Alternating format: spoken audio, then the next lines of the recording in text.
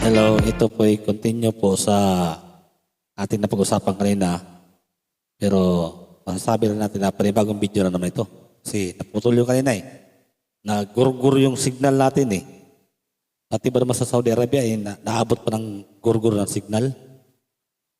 Well, anyway, sige, panibagong video na lang to. Nagkawin na to, panibagong video na lang to.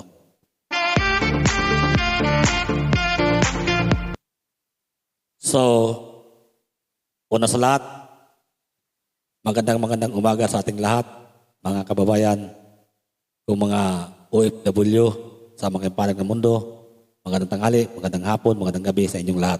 Sama kayong sulok ng daigdig ng ito. At sa Pilipinas, magandang umaga din, sapagkat umaga doon ngayon sa Pilipinas. Magandang umaga sa inyo at magandang araw sa bayan ng Pilipinas.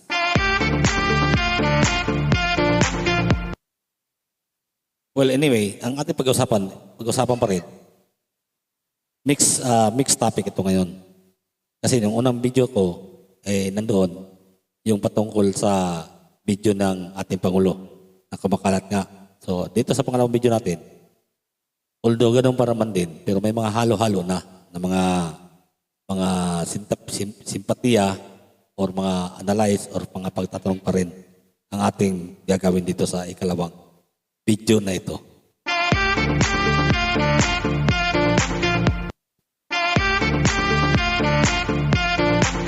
So yun nga, mga kababayan ko na mga Pilipino. Ito po ang inyong munting channel, Bagong Pilipinas, Team Philippine Supporters. Bakit ko nasabi ka mo? Una, ipaliwanag ko muna itong channel ko. Bakit ko nasabing Bagong Pilipinas TV?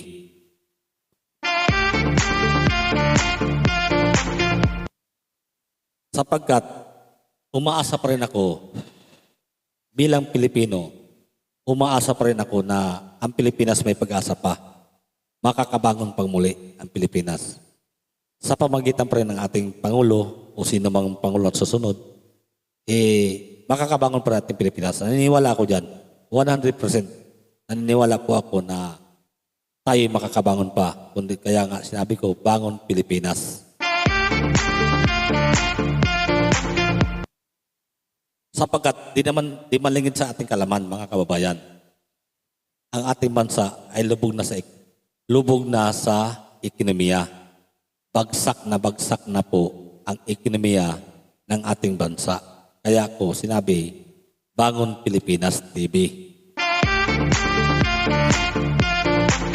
At kaya ko naman sinabi rin sa video ko na mayroong team Philippine Supporter. Sapagkat wala po kung ibang sinusuportahan dito. Ang sinusuportahan ko dito, ang Pilipino lang, ang ating bayan lang, wala nang iba pa. Hindi po ko kagaya ng ibang vlogger na may pinapanigan or may iniidolo silang mga vlogger or mga politiko, although nangibabaw sa kanila yung tinatawag lang DDS, Bantag supporters, KOGC supporters, TV supporters. Although ganun yung mga hashtag nila na bilang grupo doon nila at mayroon ding Bagong Pilipinas supporter, Bagong Pilipinas supporter at sinabi nga loyalista. Mga ganun ba? Yung po mga kababayan, ang pananaw ko dyan, simple lang. Pag nakisa ko dyan sa mga supporters na yan o sa mga grupo na yan, ay magiging kabilang din ako sa kanila. Which is hindi yun ang hangad ko sa channel ko. Ang hangad ko sa channel ko ay tanging Pilipino lamang. Although sila Pilipino din, na katulad ko, ngunit may iba-ibang prinsipyo na pinaglalaban.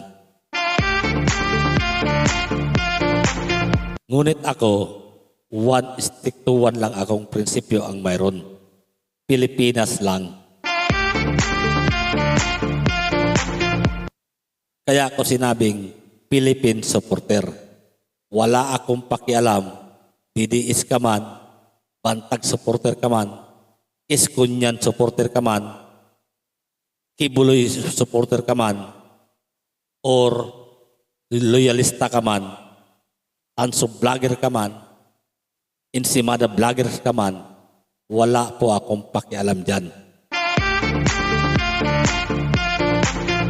Ang pinapakialaman ko, ang taong bayan lamang po. Although mga taong bayan din kayo, mga kababayan kong mga vloggers, although mga Pilipino din kayo mga katulad ko, ngunit iba-iba po tayo ng pananaw. Kaya nga ako, iisa lang itong hashtag na ito na Philippine supporter. Ako lang yun.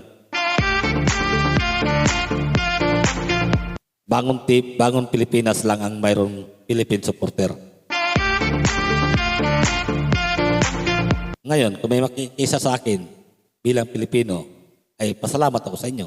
Ibig sabihin, kaisa tayo sa pinaglalaban natin para sa bayan. Sapagkat ako, kung ang Pilipino ay naapi, ay talagang nandun po ako para umalalay sa kanila upang ipaliwanag sa abot ang aking makakaya kung anong klaseng pang-api ang kanilang natatamo.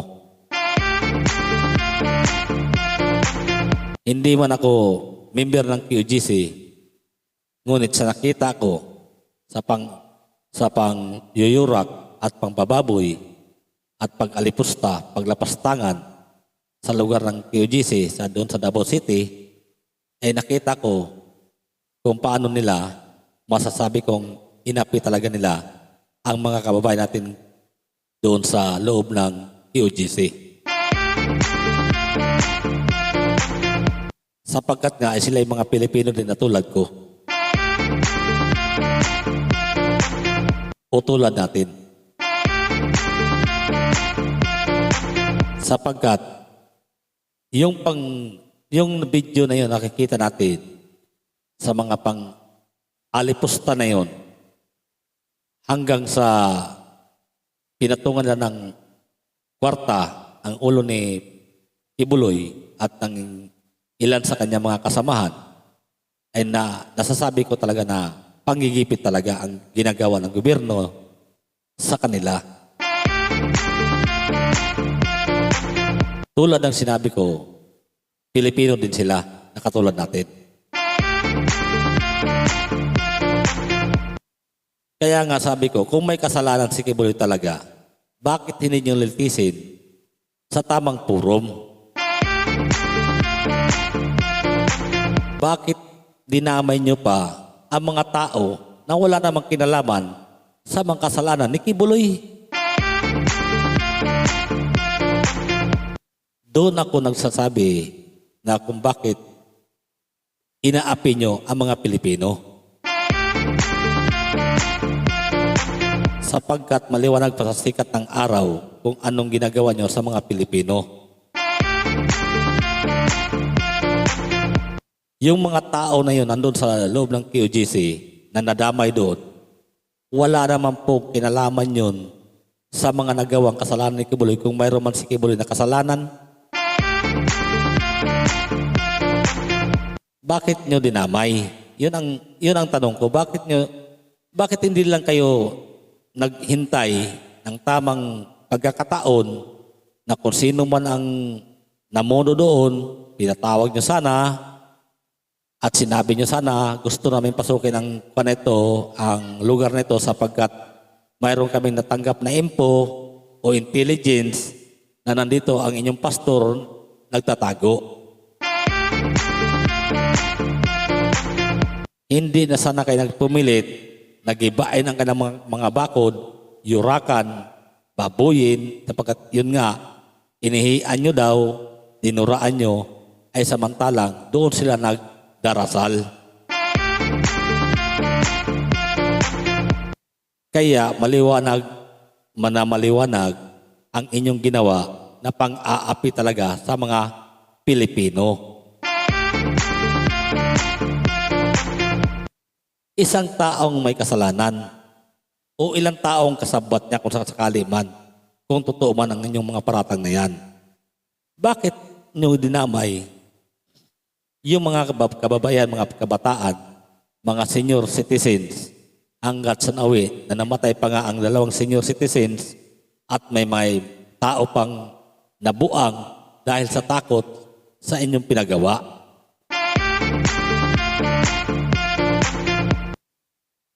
Kaya, sinong Pilipinong magsasabi na hindi pang-aapi yung ginawa ninyo? Okay. Dito naman tayo sa video na kumakalat patungkol sa drug user ng ating Pangulong Marcos Jr.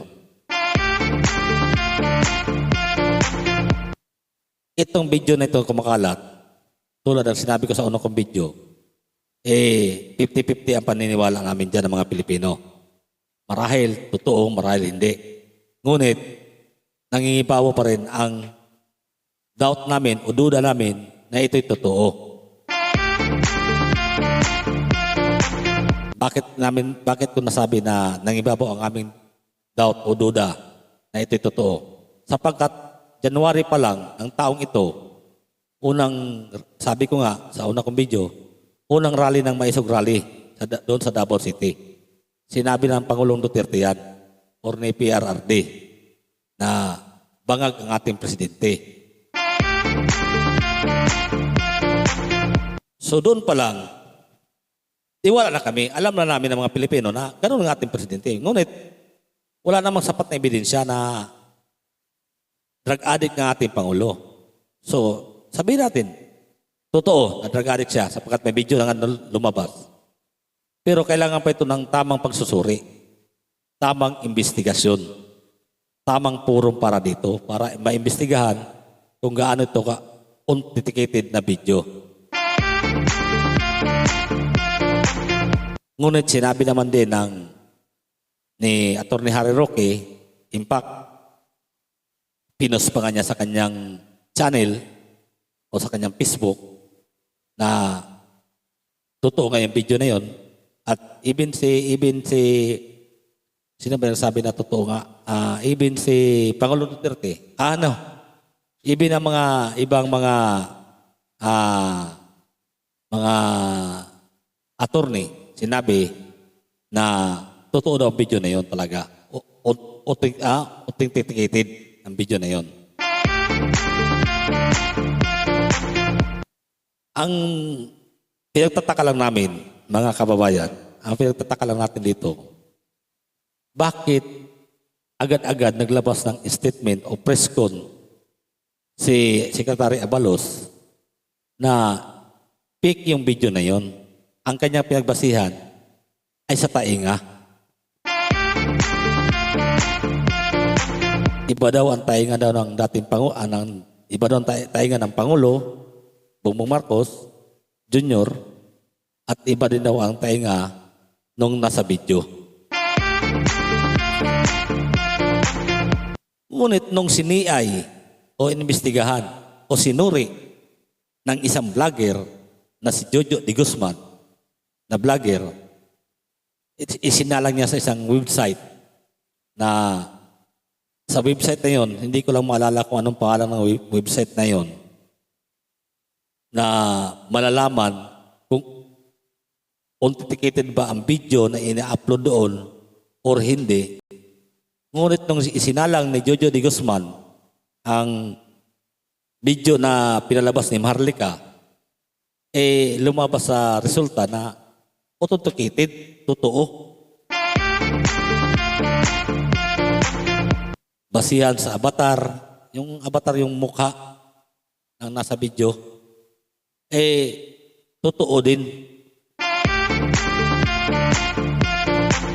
So meaning to say, pag sinabi mong avatar o mukha na totoo, hanggang sa tainga o buhok man, ay totoo na siya talaga yun. Kasi pinagbasihan din ni Jojo Di Guzman, inulit ko, ang vlogger na si Jojo Di Guzman. Nung inano rin niya, isinalang din niya yung ginawa ng mga loyalistang vlogger. I'm sure loyalistang vlogger talagang naggumawa noon. The same video.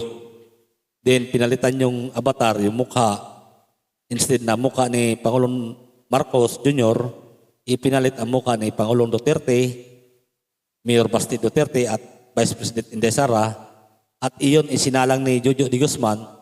Ang lumabas sa result is false. Hindi totoo na video. So meaning to say, yung video na yun, totoo talaga. Pero, ang pinagtataka din natin, ang iba pang anggulo natin titignan sa video na yun, blurred. Kumbaga, may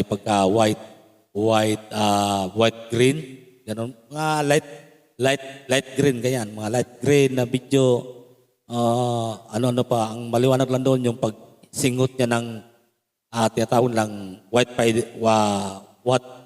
powder, kasabi natin cocaine. Kasi sabi nila, cocaine daw yun malay ba natin na cocaine yun? Di kaya yung siningot ng Pangulong Marcos Jr., yung siningot ng ating Pangulo pwedeng vitamins. Wala bang vitamins na powder? Yung bang vitamins na dinadaan sa ilong na powder? Walang vitamins na ganon? Sapagkat sinabi nga nila, maraming nagsasabi na yung pangiwi ng ating Pangulo, ano na yun? Aneurysm?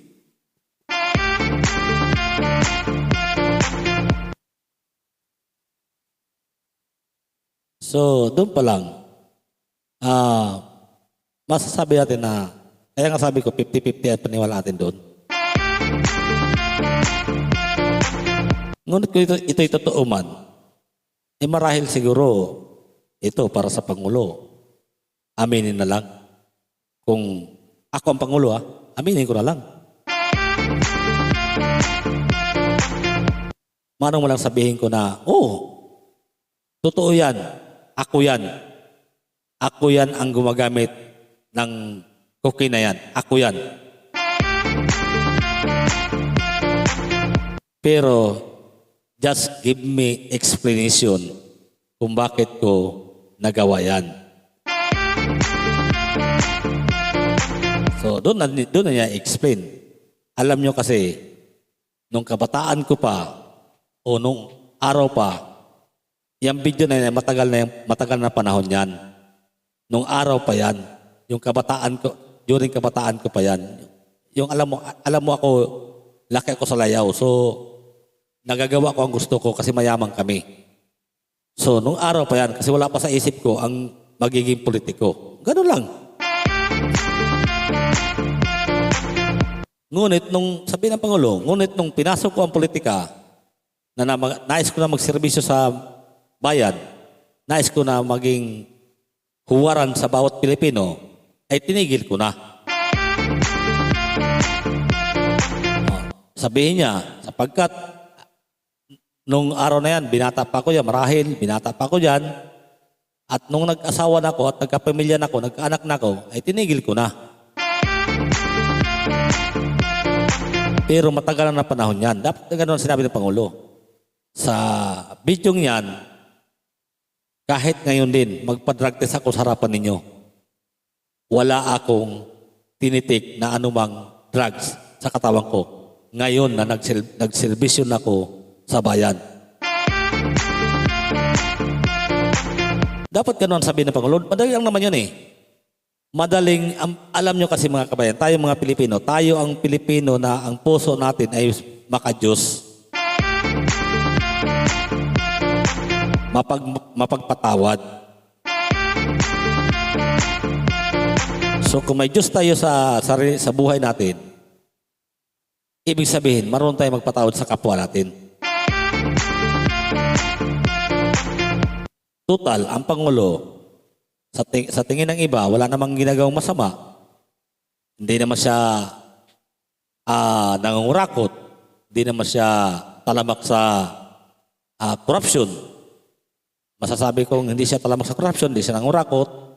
Sapagkat wala naman tayong katibayan siya nangungurakot o siya ay corrupt na politiko.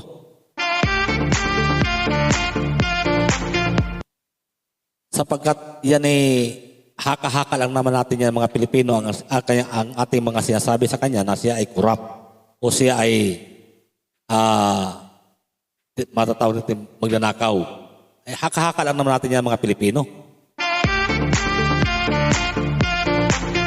Wala man tayo sapat na katibayan na siya talaga.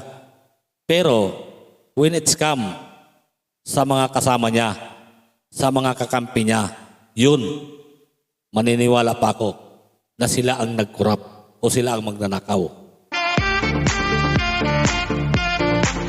Bakit ko nasabi? Sapagkat ang Pangulo ay Marcos yan. At ang alam ko sa mga Marcos ay hindi kawatan. Alam natin ng mga Pilipino yan kung ano ang ugali ng mga Marcos pagdating sa pagserbisyo sa bayan. Remember, 20 years nagpakasasa sa posisyon ng ama niya bilang presidente natin ng ating bansa. Pero lahat yun, natulungan niya ang mga Pilipino. Kaya nga may blueprint eh. Kaya nga may blueprint ang Malacanang hanggang sa kasalukuyan.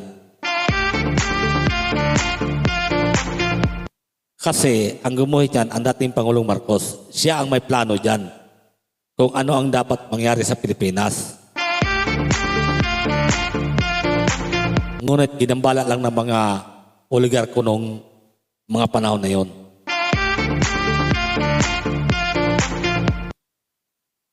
Or else, mga kampi rin niya ang nagbalahura sa kanya nung araw na yon. So ito ngayon, ito kay Pangulong Marcos ngayon sa nangyari sa gobyerno natin ngayon. Alam nyo, yung suna niya napakaganda. Maganda yung suna niya. Ang mga nagawa pala niya, marami naman siya nagawa. According sa kanya kanya mga report, marami siya nagawa na naging accomplishment sa loob ng 2 taon niya. Ngunit ang hinahanap na natin doon, katibayan. Katibayan, video na i-report na totoo ba talaga na siyang may paggawa noon o siya nagpagawa o kaya sa kanya ba talagang project na yon, siya ba talagang mula ng project na yon. Yan lang ang hinahanap natin mga Pilipino. At sa tingin ko yan ang kulang niya sa suna niya sa mga sinasabi niyang accomplishment na nagawa niya na wala siyang pinakita na ebidensya. Alam naman natin mga Pilipino, to see is to believe.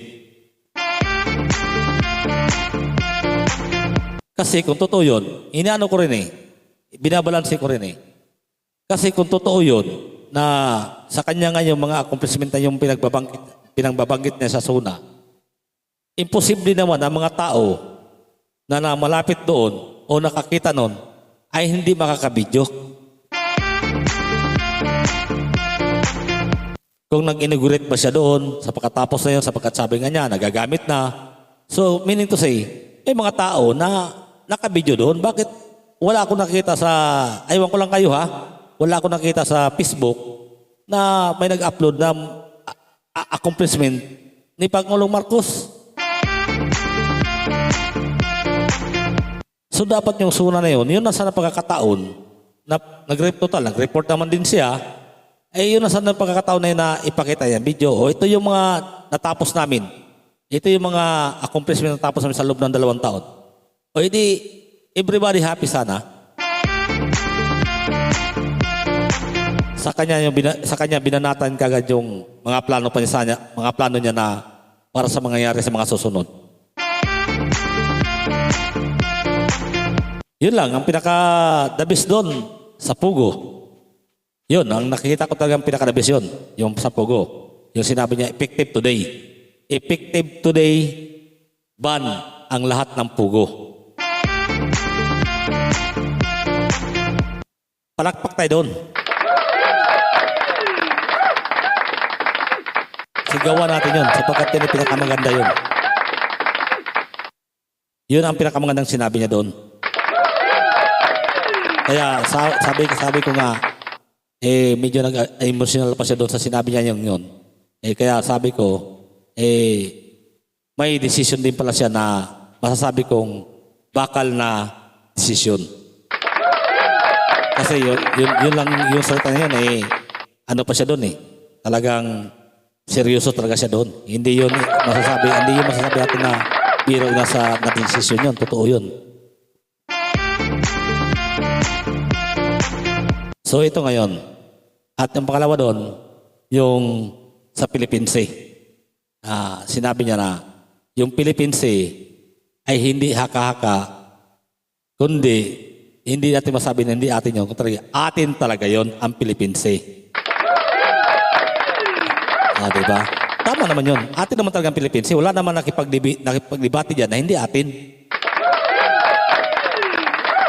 Walang Pilipino na nagsasabi na ang Philippines ay hindi atin. Ang ibang bansa lang nagsasabi na hindi atin. Ngunit, ang isa para sa maganda doon na sinabi niya, yung pag nagpasalamat siya sa mga kasundaluhan, especially mention sa mga Coast Guard na patuloy daw nagbabantay at nagmamatsyag sa Philippines.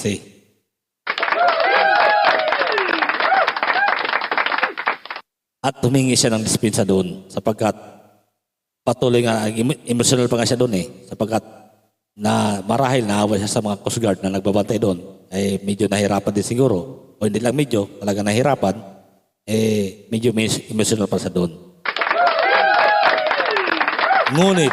Ngunit, ang nakaligtaan niya, ang humingi siya ng pasensya sa mga ating mangingisda na malapit doon, na doon mismo nagkukuha ng hanap buhay. Dapat, sinabi sana niya, kayong mangingisda dyan, pasensya na kayo kung kayo naipit sa gulong ito, naipit kayo sa usaping China versus sa Pilipinas, pasensya na kayo. Magmula sa araw na ito ay mangisda kayo dyan at kung anong mangyari sa dyan, sagot ko. Dapat yun ang sinabi sana niya. Yun ang hinintay kong sabihin niya na panindigan niya ba? Yung bang, yun ang masabi natin na may ngipin na foreign policy. Pag sinabi sana niya yun, na kayong lahat dyan na mangisda dyan sa Philippines, total, nabanggit naman niya yung pambigay niya ng mga bangka daw na aywan ko, ilan ba yun? 3,000 ba yun? Mahigit na bangka na pinamigay niya sa mangisda. Ay kung sinabi na sana niya, kayong mangisda dyan sa Philippines o sa iyong insul, magmula sa araw nito, mangisda kayo ng mangisda dyan, basta sa teritoryo lang natin ng Pilipinas kayo mangisda, huwag lang kayo lumagpas. Pag anong mangyari sa iyo dyan, sagot ko kayo. Dapat yun ang sinabi niya. I'm sure, lahat ng mga isda doon, papalakpak ang tainga nun. Or marahil siguro, well, anyway, naintindihan ko naman ng Pangulo kung bakit hindi niya nasabi siguro nakaligtaan niya sabihin yun. Or wala taga sa isip niyang sabihin yun. Sapagkat nga, doon nga sa video na lumabas laban sa kanya. Kasi nga naman, itong mga tao din ito, itong Marlica na ito talaga si Marlica, sometimes, okay sana ang pakipaglaban niya Okay. Masabi kong okay. Kasi against siya sa government when it's come sa mga patakaran nito. Okay yan eh. Ang hindi lang okay sa kay Marlica dito, yung pagpalabas ng video na yon, na inakala niya, ang dahil sa video na yon, mag-alsamasa ng mga tao. Yun ang inakala, yun talaga ang bottom point doon. Wala tayong ibang, wala tayong ibang analysis yun doon kung bakit na nilabas yun. Ang gustong palabas ni Marlica doon, mag-people power na. Yun ang gusto niyang palabasin talaga doon. Which is tama naman sana. Ngunit, mali pa rin. Tama, pero mali. Ano yun? Okay. Una natin mali. Mali, sapagkat suna ng Pangulo, unang-una, nilabas niya. Di ba? Mali, sapagkat yung video na yun, ay matagal na palang video na yun. Marahil, sa tingin ko nga, hindi pa, wala pang asawang Pangulo nun sa video na yun eh. Tingin ko, binata pa ang Pangulo nun eh. O sabihin natin may asawa na siya doon. Marahil, isa pala siguro ang anak niya doon. So, mali yun. Dapat, ipinalabas niya sana nung kasagsagaran ng investigasyon ng PDLX. Doon sana yun. Yun dapat ang tama eh. Ikaw naman palangga, bakit mo nanugid kay nilabas mo sa adlaw ng suna? Doon sana sa kasagsagaran ng PDLX sa investigasyon na yon sa Senado, doon niya sana pinalabas yun para sana alam na ng mga tao kung anong dapat ang gagawin.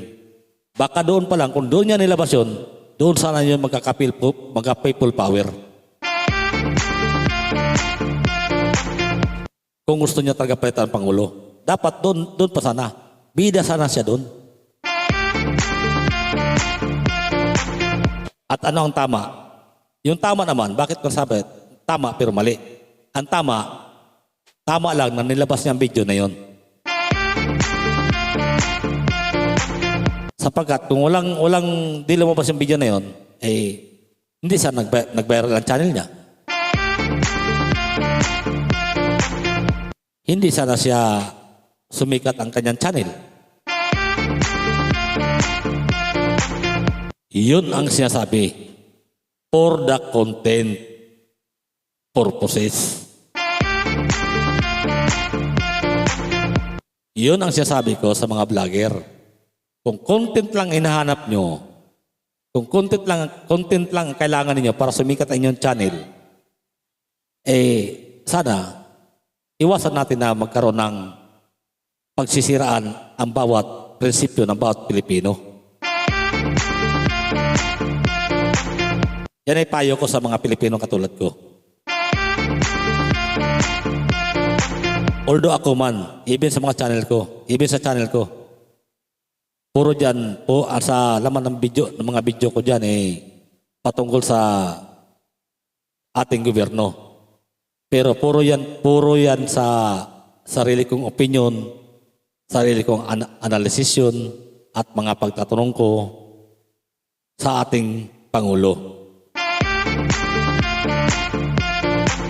Hindi yan pagbanat sa ating Pangulo, hindi yan paninira sa ating Pangulo, kundi yan advice at based doon sa mga experience na-experience ko mula sa kanyang ama na si dating Pangulong Marcos Sr., yun ang mga sinasabi ko.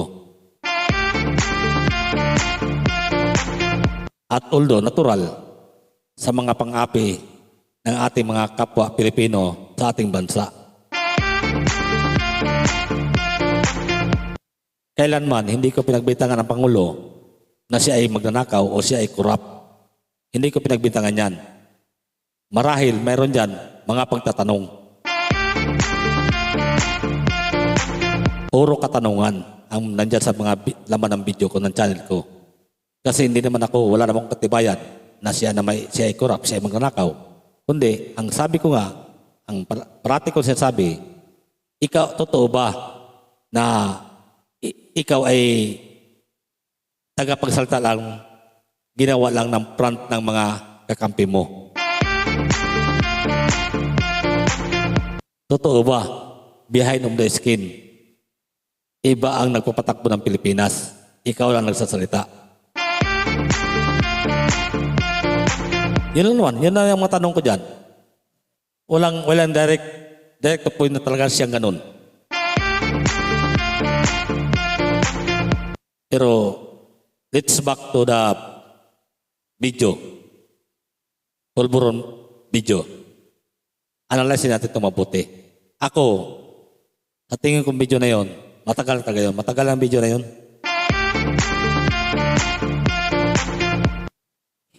Although sa video na yon, may nakita rin ako doon na isang video na in-upload na isang vlogger na para pa yung, alam mo yung camera, na pag tinatago mo yung camera, mayroong blurred, pero video pa rin. Na yung, parang yung palihim na video.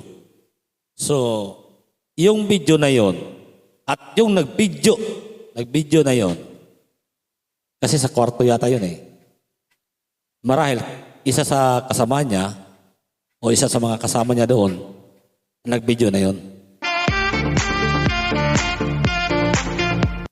Alam mo ang ugali ng mga Pilipino kasi, pag once na ikaw mismo bumili ng bagay na talagang kailangan mo, hindi mo nais na mag-share sa mga kasama mo, talagang magtatago ka. Para upang hindi ka makita na yun, sinulo mo. So malamang sa malamang, ang nag-video noon, kasama niya rin sa pag hihit-hit doon sa lugar na yon, at marahil yung hawak-hawak niyang white powder na yon or cocaine na yon, na sinasabi ng cocaine, hindi ba ako sure kung cocaine ba talaga yon, marahil siya ang bumili, natural, susuluhin niya talaga yon. At itong mga kasama niya siguro joke lang, binidyo nila ng patago, palihim, at time na nasira yung cellphone nang nag-video na yun siguro, pinaayos sa isang computer shop or sa isang technician. Siyempre pag ang cellphone, pag pinaayos mo sa technician, ang technician, maraming matutuklasan niya sa loob ng cellphone mo. Natural.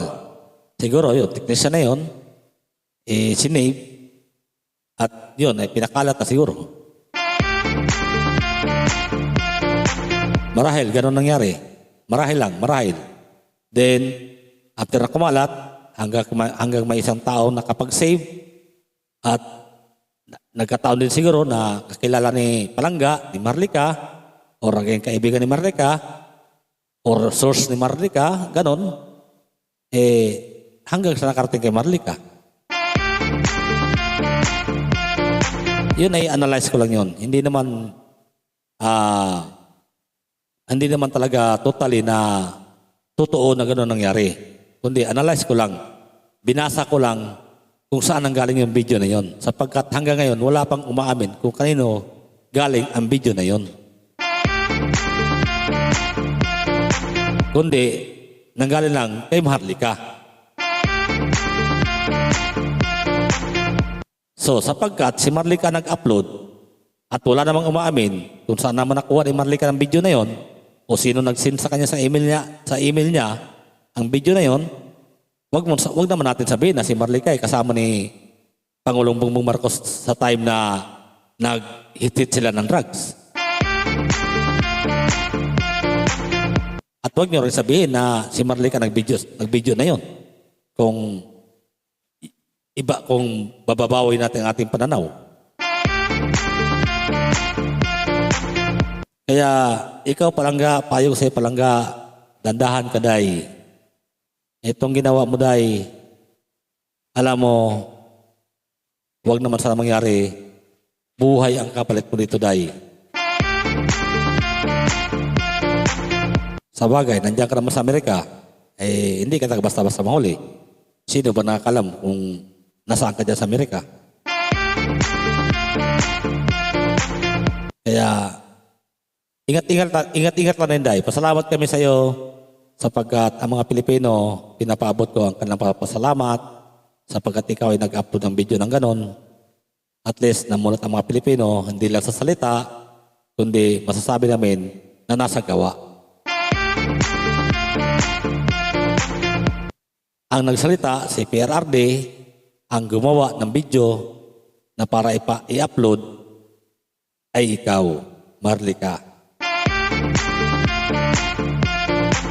Kaya sana naman, kung may video ka pang hawak dyan, i-upload mo lang i-upload ngayon. Ngayon na.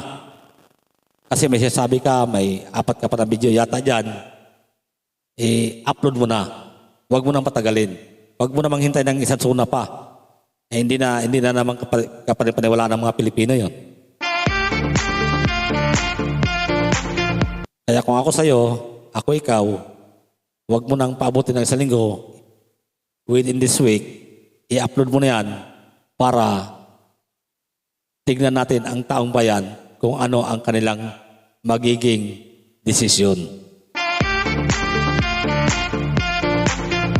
At ito pa, Pangulong Marcos Jr. Ito'y, okay, sa next video ko lang ito sasabihin. Next video ko lang kasi 1 oras na tayo, naka 60 minutes na tayo. Kaya, for the meantime, babos muna sa inyong lahat at magandang araw sa inyong mga kababayan kong Pilipino. Babaos!